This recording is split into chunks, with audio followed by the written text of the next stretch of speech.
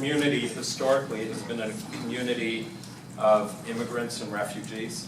My own father was a Holocaust refugee, and historically our country has been a global leader in resettling refugees, in being a haven. This year, however, we're on track to admit the fewest number of new immigrants in 40 years. What is your position on amnesty and a path to citizenship? And what specific points should comprehensive immigration reform legislation include?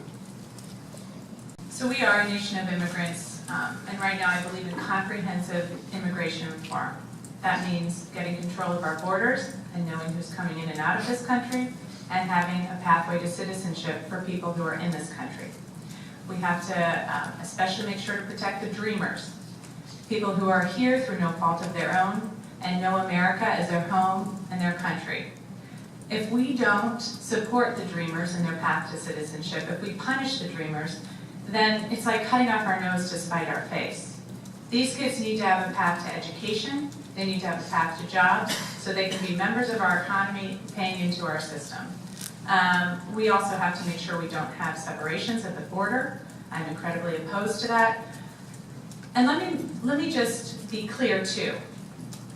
No matter who you are or where you're from, you are going to get prosecuted if you break the law. So that's part of our immigration system now, and that will be part of any immigration system that we have going forward.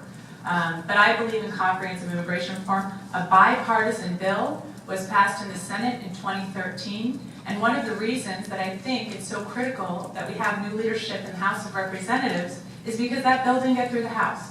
Because hardliners on both sides of the aisle refused to vote through that bill on a critical problem that the nation is facing like this. Immigration reform in this country, I think, is crucial because increasingly Americans have lost confidence in our government's ability to enforce our laws.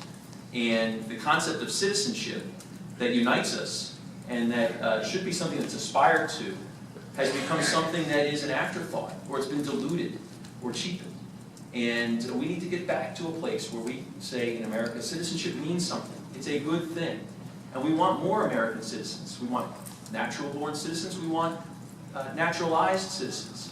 But citizenship, that's the important thing. So in the immigration reform debate, I think we need to emphasize enforcement of the laws that are already on the books, to secure our border, whether it's with a physical barrier or by patrol, securing our border and giving people confidence that we can and are interested in enforcing the laws on the books. That is vitally important.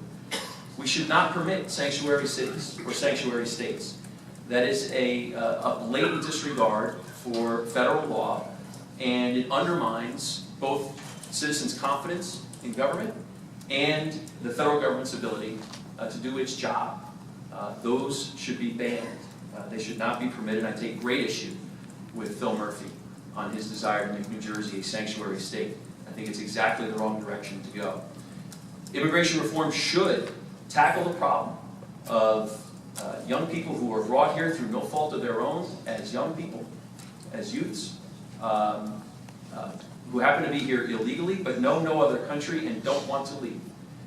We can find a way to get them a path to legal status in the course of good faith negotiations among and between Americans who want to solve this problem.